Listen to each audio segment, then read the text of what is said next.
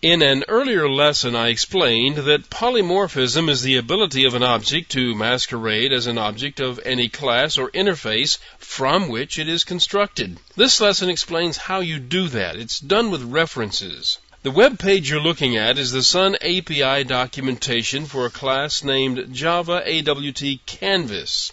A canvas object is a graphic component that displays an empty window you can draw into. As you can see, this class extends the component class, which in turn extends the object class. It also implements the interfaces accessible, image observer, menu container, and serializable. Now, it could be that the canvas class does the implementation or the component class does the implementation. It doesn't matter. The result is the same. The point is that a canvas object can morph into an object of any one of these types. I've written a small program to show you how that works.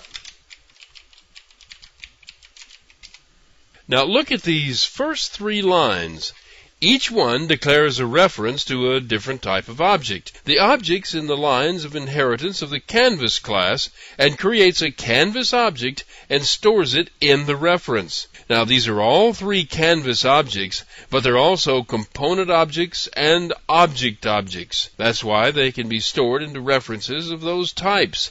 If you can store the address of an object into a reference, it can be treated exactly as if it were an object of that type. Well, it actually is an object of that type. It may be some other things too, but you can't address anything except the things that are defined in the type of object being defined for the reference. Now, this statement requires a casting to morph the object to another type. The first statements didn't require casting because every canvas object is a component object. There was no ambiguity. But this line of code is different. Not every component object is automatically a canvas object. The component could be a button or a menu or something else, so the casting is necessary. If it turns out that the object cannot be morphed into a canvas, a runtime error will occur and the program will just quit running. That's where this line of code comes in. The instance of operator can be used to make sure the conversion is possible before you try to force the assignment. The instance of operator will give you a true response for anything that the object is or can become. Here you see the object being morphed into each of the 4 interfaces that are implemented by the class or by one of its superclasses. No casting is necessary because a canvas is each one of these things.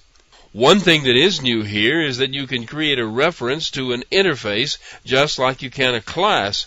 You can create a reference to any interface and to any class, whether or not the class is abstract. References are possible even for things that you can't instantiate because you can always use them to morph objects into them. This brings me to a couple of terms that may be on the test. You may have heard the term is-a and has-a. These are a couple of popular object-oriented words that you'll come across from time to time. The term is-a refers to what an object is. That is, a canvas object is a component object and it is a serializable object. If the instance of operator returns true, then the object is one of those things. The term has-a means that the object contains another object of the other type. For example, the canvas class contains a window object somewhere down inside. It doesn't inherit from the window class. It uses the new command to create a window object and stores that object in a reference somewhere inside. Therefore, the canvas class has a window object but is not a window object.